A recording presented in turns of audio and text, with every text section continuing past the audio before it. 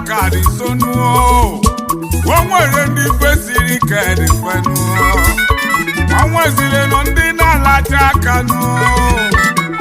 mgbe ndị ọzọ bụzi ọnụ n'elu ụwa o nwere ndị ego cheje na ya adịghị ebe ndị ọzọ nọ na-achụgharị ego ọ bụrụ ife ngozi Chukwu na-eme aka Chukwu dị ya n'onwe gbasara ọkụ ejezie n'obiọma Jesu todogwu dogwu Nwedugwu steeti Jiabam jezie Mozambique nnem ife ego Kolisi Nwachedenis Owebiri ego m ụzọ Tikobi Kanali Kolisi Nwachedenis Ogowe nwa odobiọma ego m ụzọ na Mozambique Kolisi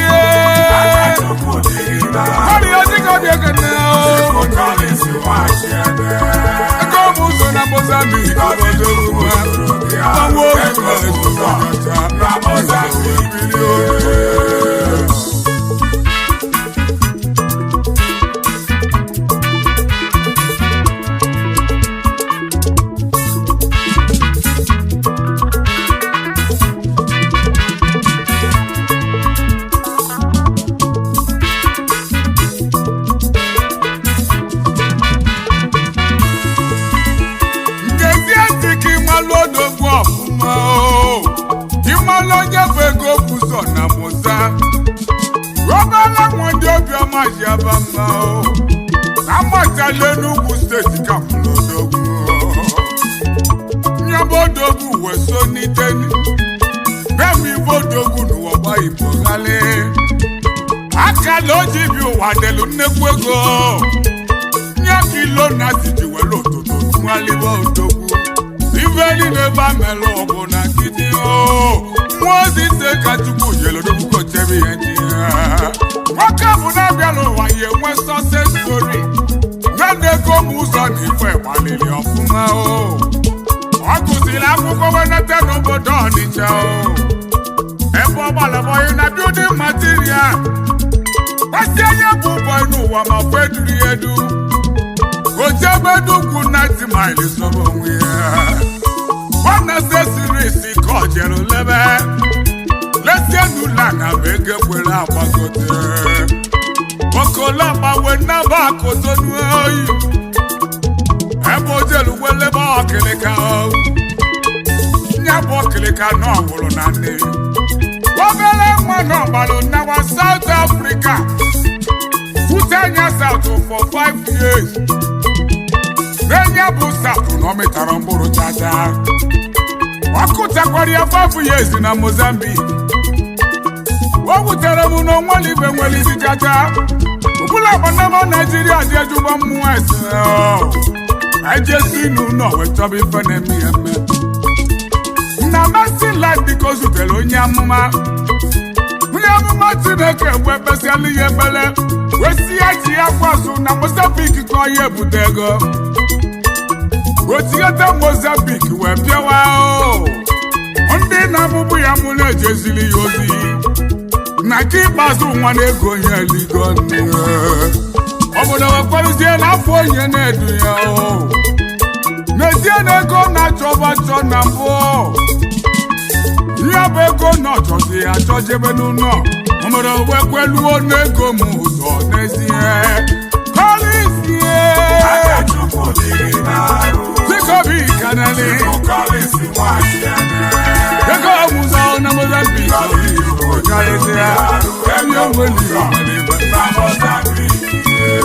ego ọmụzọ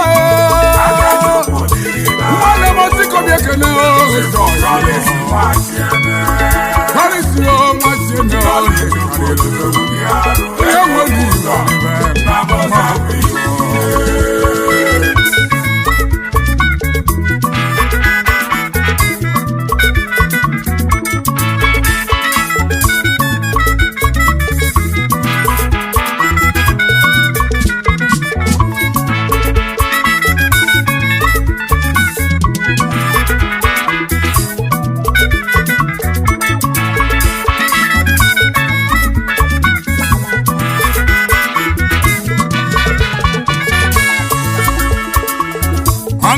n'obi ya dị ọcha n'obi ọma ya bụ ego m ụzọ na Mozambique Daddy n'ego ya eligo nne o ji bụrụ ego m ụzọ electronics company na Maputo kọlụ ya debe ọrụ onye bụzi ego investment company limited ego gbara afọ ọnụ ego m ụzọ real estate management ego m ụzọ Mercy Lodge ego m ụzọ oil and gas ego m ụzọ hotel and suites mmanwụ n'ego gị gbara afọ ọnụ ọcha o mesịrị nata n'obiọma na mmachala uwe mmebela obodo ifeọma street light n'ọlụlụ ya debe okporo ụzọ dị lọla n'ọlụlụ sonya ọrịa bụ oju na-eme ọgọ n'obiọma moto ka o ji eme ife afịa keke na pepe ka ọ na-eme nghasa n'ụlọ afọdụ pieces ka ogolo kesasị ya tipatenu ka o nyelu ndị mmadụ na nkịtị onye kwuru scholarship mmadụ 100 ka o mepelu biznes ya ka igwe ji wee kpọdo ihe nso wee tie nye ọgaranya obi ya dị ọcha n'obi ọma maka na ife o mere n'ụwa na ọkalị akalị ya obere nwanne o mesịrị ife ike n'obi ọma obodo obi ọma si gaba n'ụwa n'ife mekwana ya ego m ụzọ dịka obi keneli obere nwa oge obi ọma iwede ebube kọlisie kọli ojika obi ekene ego m ụzọ na Mozambique obodo mma mgbanwe ozu na-ezu ọnyacha izowe bilio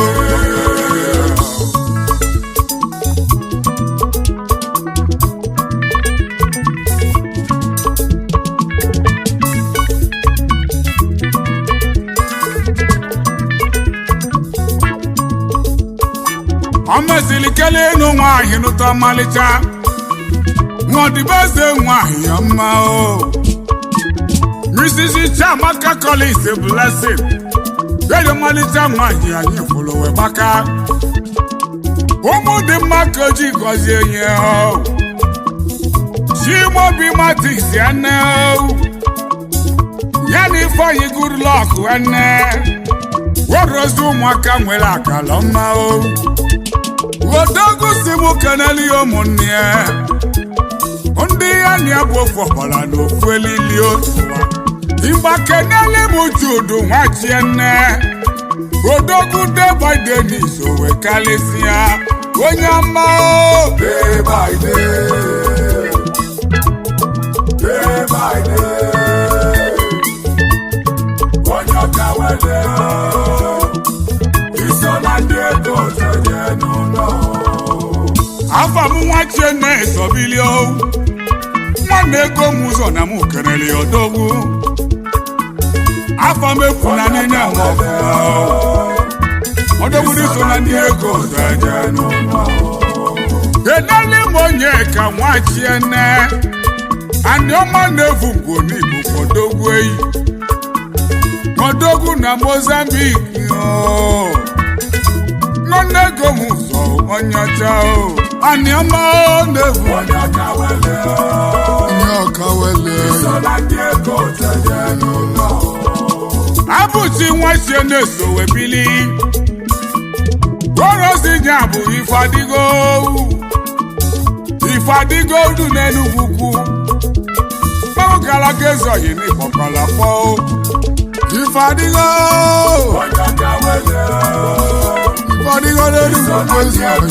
n'Enugwu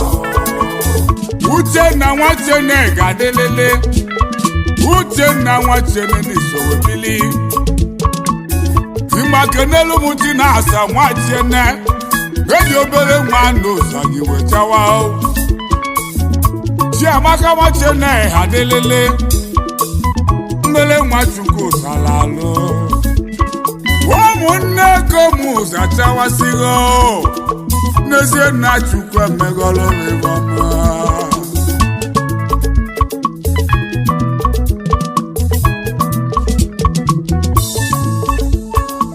osi m kenelu ya ndị ọyịnya ndị ego otu eje n'ụlọ ndị ọma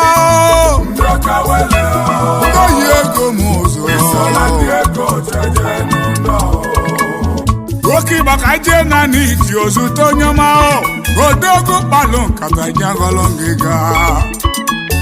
nnekwu nmasị m tienye ya bụ egwu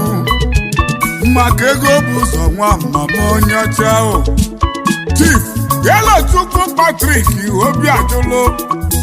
akụ tinyere nwata na Mozambique ichikosi eje ekwusigo local gọọmenti na Anambra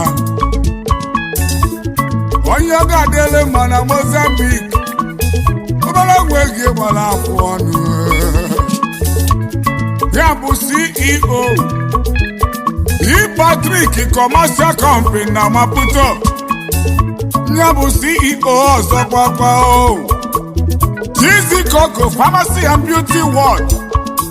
Lagos State ka o nwere isi ọnọdụ akụ tinyere nwata bụ onye ọma mmanwụ ndị chiji aba mba o so na ndị ego cheje n'ụlọ onye ọma odogwe onye ọka wele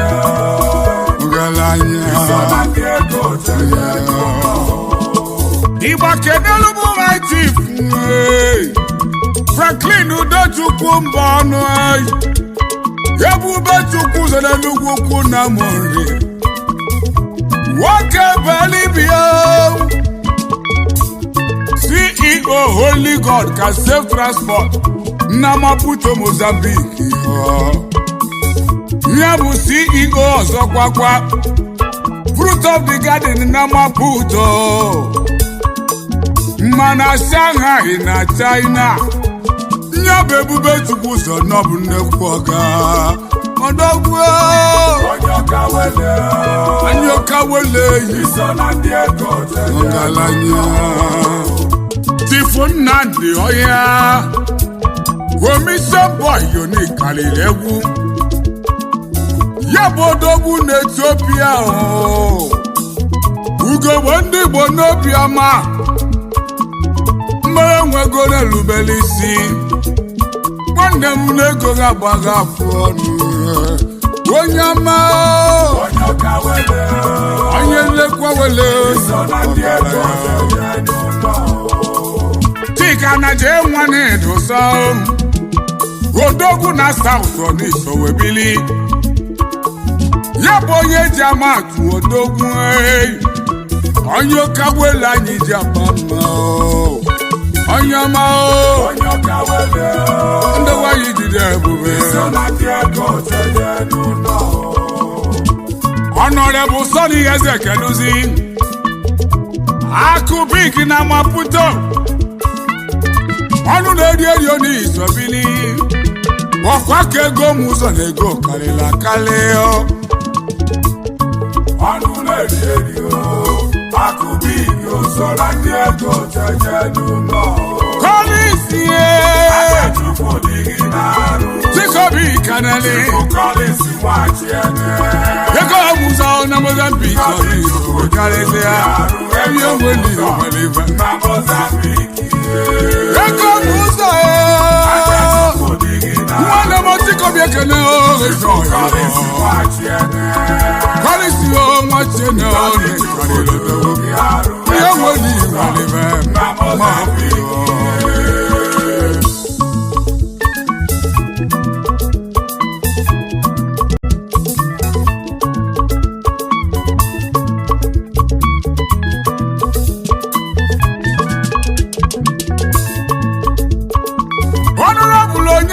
Christian Ike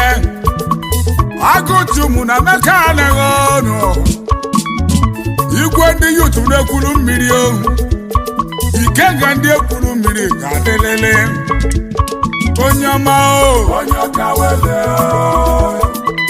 iso na ndị ego Honorable Chinedu Ugwu Edu wounded na meka na o the wounded lion no Akubata mbada wala sore no Akurego geli gonne Agonyo kawele ni so we kalesia o Wonyama o onyoka wele o Isona Diego tayenu no Chief Edwin Onwara o Onyego na Brazil Obugogo Brazil ni so we bili Mwanyo bodo pele ni bu onye chichi Onyoka wele na meka na awu Kani rezo yedi bulugike Onyoka wele Ogalanya Isona Diego tayenu no Chole mo chifu Malaki Ugwu 247 na Roasting View South Africa kina lobili Mangulego na kale ya 247 ndaluo Ogalanya Gabani rezo yodi femena ye chacha Nganya ngana o Onyoka wele Isona Diego tayenu no Honorable Kisi Lokoye Okedusi What's someone that can have you? IwoPeopleSongs.com Don't can only do song One of the Duboni Karele Mamu One of the Bonyoka Wele Maulego Neligan Oyama Bonyoka Wele Isona Diego tayenu no Follow me, Corana Maputo. Honorable Heji Kago is He called a real estate and management. Bodogu make a pot. One family na Maputo. He called a neighbor, Onyama. You will get home with Godogu. Basi femena yone no wa chacha. Yanada Onyoka wele Isona Diego tayenu no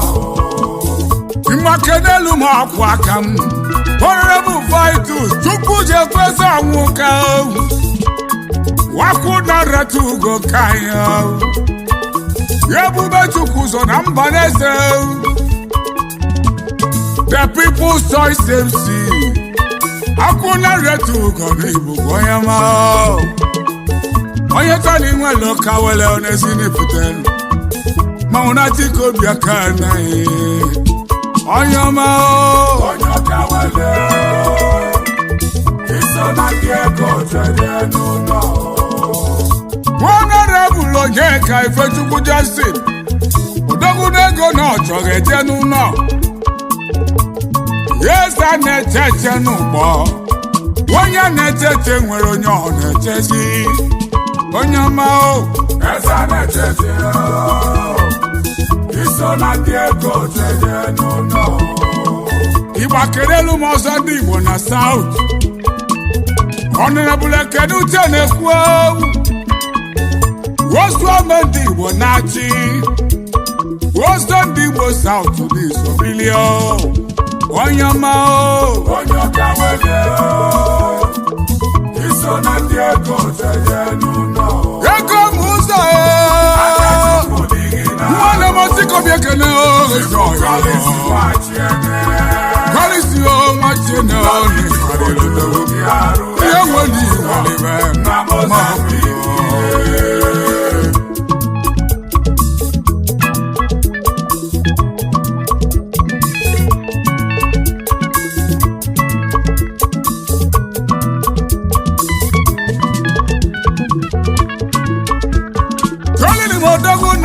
Taliego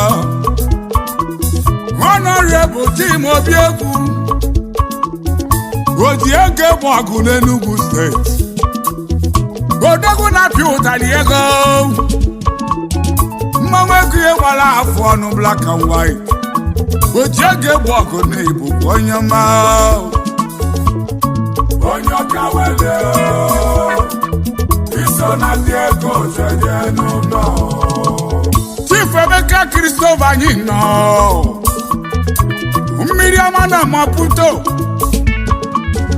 ogbenye ndị ọba n'ide mmiri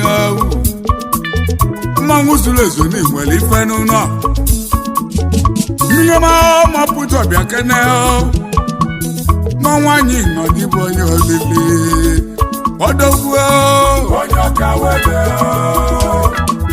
iso na ndị ego jeje n'ụlọ Honorable Emeka Collins Agudosi Yeza Batana na Obane Demili The Golden Point Cosmetics Yeza Batonyo Obane Bugonyo Chao Onye manego veli gono Jide kwe kichi na musi feme kwa na yo Odogwu onye ọka wele iso na ndị ego jeje n'ụlọ Honorable Ifeanyi Chukwu Ibe Oji FEM ọgụ na Durban ọgaranya obi ya dị ọcha na South Africa ka ị na-eme ife odogwu onye ọma n'Igbo ebili ọgaranya iso na ndị ego jeje n'ụlọ Jolimuti Ngozi Akobi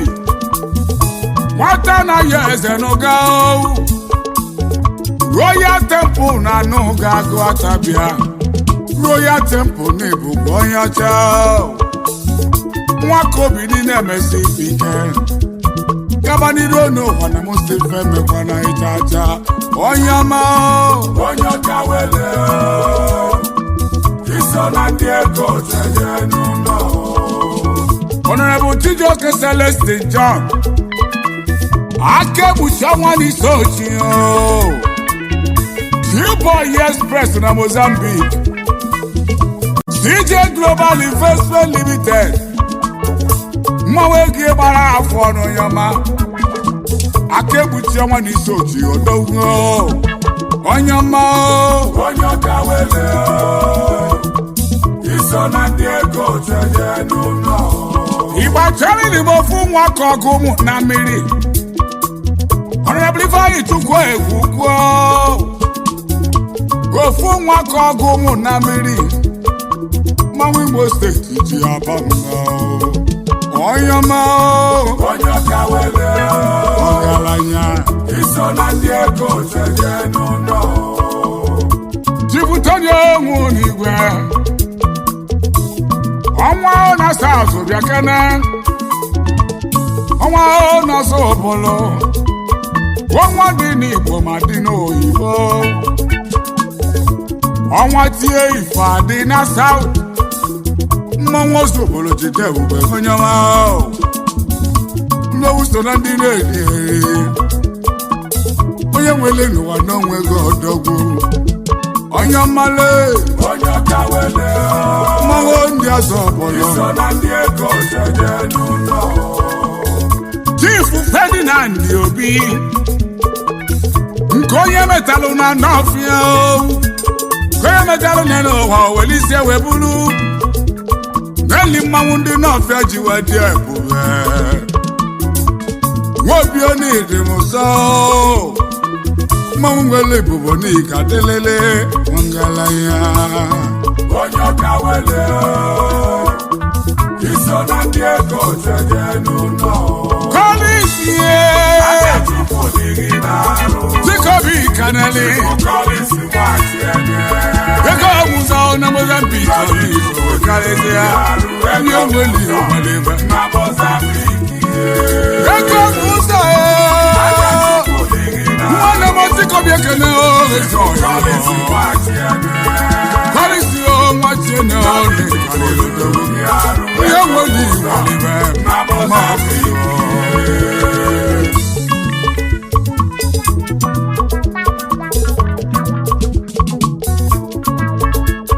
Ubastinati na Nnewi oni kalesele Honorable Okena Basilo Keke Nwoke Kokuba Nego Mango Nyandedo ni gadelele ọgaranya ibe mena nwana edo chacha gbasira chi oge zoyi n'oga dele gị mma nwanne m onye ka wele onye ma isona ndị ego jeje n'ụlọ honorable Buma Koko my friend from Rivers State your money don't get bia Buma Koko money man oh you are too much yego muzo throw away salute your money don't get bia confirm onye dịka chi na-emere nwa chi na-emere na abacha keduzi mmere nwere ibu ike ụra ka ikpeazụ ụwa ọnwụ zuru ezu onye karịga egwu onye ọma onye ọka wele onye nwere aja na nọ gbazụta oju na-eme ọgọ aitif onye ka Nelson nwa igbo agwa ọzọ igbo ndụ na nọba ya bụ mkpụrụ obi ndị ọba na-ede mmiri anya ndị ọba ji afụ ụzọ Bedrock Dynamic na Mozambique oju na-eme ọgọ banyo n'ọba ezi akụ na ndị ọba ojigbo nteme ọgọ na ndị ọba mmanwụ ego gị karịrị amụsụ ojigbo na-eme ọgọ na igbo obodo nwee ndalụ n'onye nwere uge nwe ego mmanwụ onye ọka wele iso na ndị ego jeje n'ụlọ obi nwanne ndị item keduzi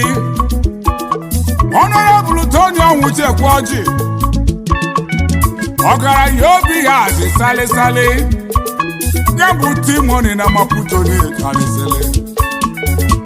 obi nwanne na n'item onye nwere n'ụwa na onwere onye ọma ngaba n'iru oge joyi onye ka wele ngaba n'iru oge joyi Chifu Sidi Mmadụ Abụji oyi m nkanu nwere onwe obiọma tolingo na mala abụọ ọgaranya nkanu nwere n'iso wee kalịsịa nwa obiọma ji weje ebume ọgaranya dịka obi aka na-eyi oyi ya onye ọka wele onye ma iso na ndị ego jeje n'ụlọ olimo nwere igbo anụgo ya bụ ogwele ndị achara keduzi nwere onye ma awụ nwere ndị achara n'ibu onye kalaka ọgaranya ọtọma onye ọka wele onwere ndị igbo Chief Ifeanyi onye bịa kene ojigbo temo ọkọ n'obi ọma anyị Enugu n'aka enemi ọhụ anyị na Lagos State mmere nwa nwere oke awele